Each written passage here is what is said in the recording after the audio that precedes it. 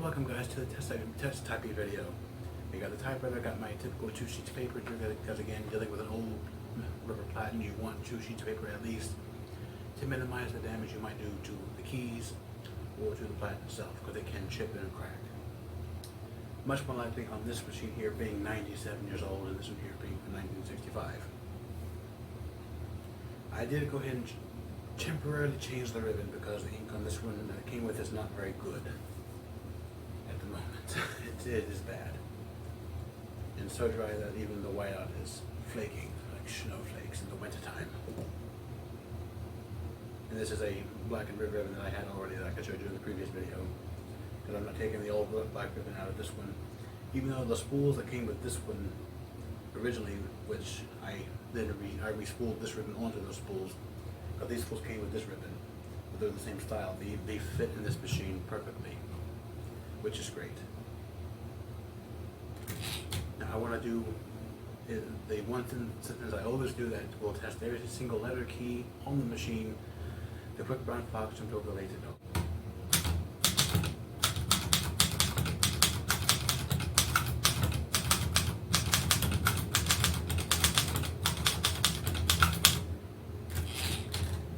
And that proves that all the letter keys type and they don't stick. Actually, type very smooth for its age. Although I am curious about what the seller meant by issue with the non-letter key, or at least some of the non-letter keys. So we're going to do with the number keys first, since they're also doubling as symbols and punctuation marks. 2, 3, 4, 5, 6, 7. Oh, that's what he means. Not that they stick, but that they're slow to return. Gotcha. So there might need some oiling down there, since they seem to be slow to return. They do return, but they're just slow. We'll need to lubricate or some air or something. We'll see if it's rust. If it's rust, we'll lubricate it. 9. Okay, the 9 does that. 0. No problem with that. That's good. Good. Good. Okay, well that one took a key with it. So I think that's the O key. O key is a little out of alignment, so when you press the O key or the comma key, it's going to take the O key with it. We're going to see if we can fix that. That's an alignment issue. It could be simple. Good, good. Yeah, slow to return too, but at least you don't stick. So at least they don't necessarily stick. They're just they need to be lubricated because they're slow to return, and the O key seems to be out of alignment. Because when I put him back in place, he comes out and he types, he comes back and he bumps into what I think is the comma key.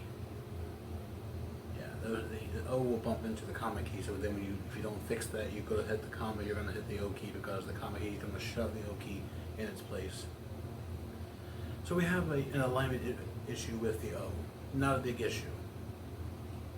Key work is actually, whether it be sticky keys or alignment issues, are actually pretty simple in comparison to actually having to take a whole machine like this apart, or even this one here apart. It's not like you're taking off the carriers to fix the draw string or anything.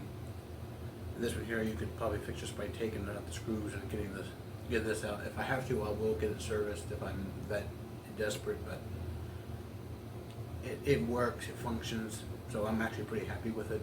I didn't pay much for it to begin with, so it's not like I broke the bank. I don't break the bank on typewriters. This one right here, it cost me $100.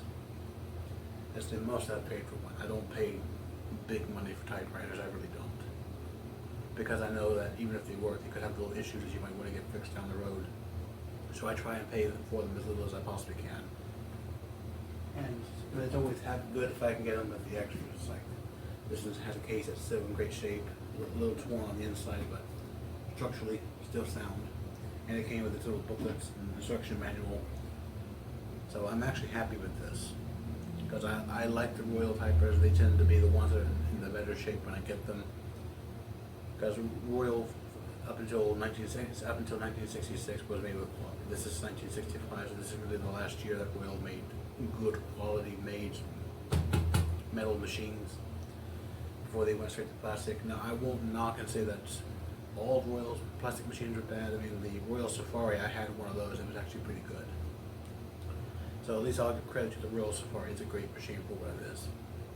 But I will not give them credit or any quality points for their modern day typewriters that they started releasing. I think in like 2012 they did the Royal Classic, the Royal Epoch, and the Royal Scriptori, I think it's called. It's an Italian word for writer. But they released like 3 typewriters between 2012 and 2015, and they're very poor quality made. Typewriters are made in China, so the quality isn't top tier. This one was made in Holland in 1965, and Dutch and European typewriter building was very strict. So they're very quality. You go with a machine made in Holland in the 1960s, you're going to get a quality machine, because they still upheld quality standards for Royal machines and other machines.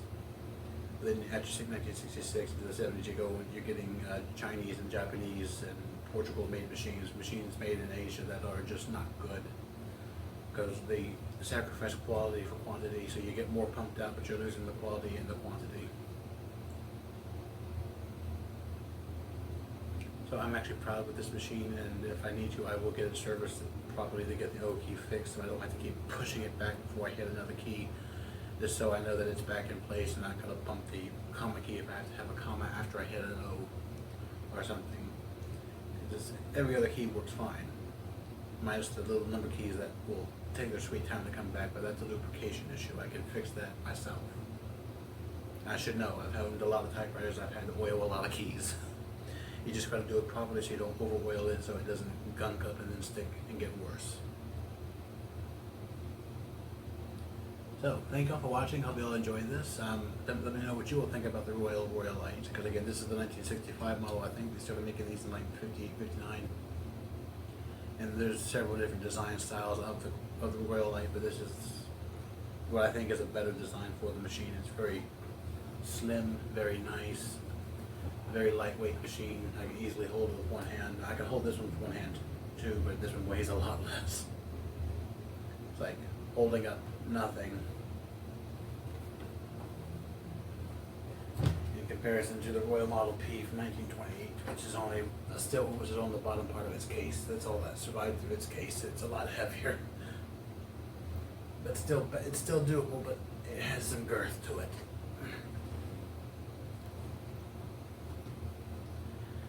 This is much easier to keep on your lap if you're typing on the train. That's what you would have used this for. You would have used this when you were typing on the train. Thank you all for watching, and I'll see you all next time. Cheers. Hey, wait a minute.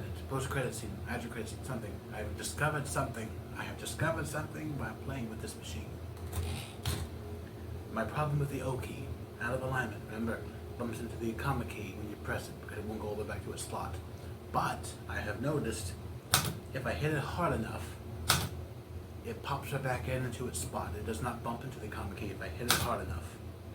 And thankfully, these machines made by Royal are made for key bounding, so that you can take a good bounding. Watch yourself. So if I hit it lightly, it'll stick on the comma key. But if I hit it hard enough, it goes right back into its spot, and it's bolder. Older print goes right back in. I fixed it just by messing with this machine, doing a little test type about the history of the machine.